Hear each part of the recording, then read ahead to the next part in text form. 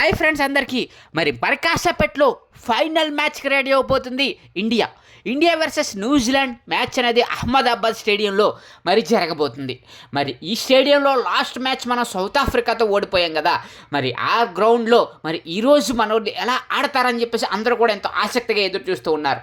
మరి ఈ ఒక్క మ్యాచ్ గెలిస్తే మరి మనోడికి సూర్యకుమార్ యాదవ్కి మనకు వరల్డ్ కప్ అయితే ఆడవుతుంది అన్నమాట. దీంతో మరి సూర్యకుమార్ యాదవ్ జట్టు సారథ్యంలో వరల్డ్ కప్ సాధిస్తుందా?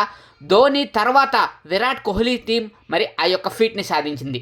మరి ఈసారి కనుక సూర్యకుమార్ యాదవ్ టీం సాధిస్తే మరి అది మూడోసారి అవుతుంది, హిస్టరీ రిపీట్ అవుతుంది, హిస్టరీ డిఫీట్ అవుతుంది.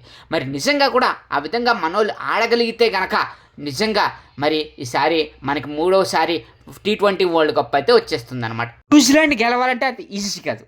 మరి ఫస్ట్ బ్యాటింగ్ చేసిన జట్టుకై మరి విజయావకాశాలు తక్కువ ఉంటాయి, చేజింగ్ జట్టుకి విజయావకాశాలు ఎక్కువ ఉంటాయి అన్నట్లయితే తెలుస్తుంది అనమాట. ఈవేళ టాస్ గెలిస్తే ఫీల్డింగ్ ఎంచుకోవాలి. ఒకవేళ టాస్ ఓడితే బ్యాటింగ్ చేస్తే 200 పైగా పరుగులు చేసి మరి భారీ స్కోర్ ఇంగ్లాండ్ మీద ఎలాగైతే భారీ స్కోర్ చేశారో అలాగే భారీ స్కోర్ చేస్తే ఈరోజు ఇండియా విజయం కంపల్సరీ.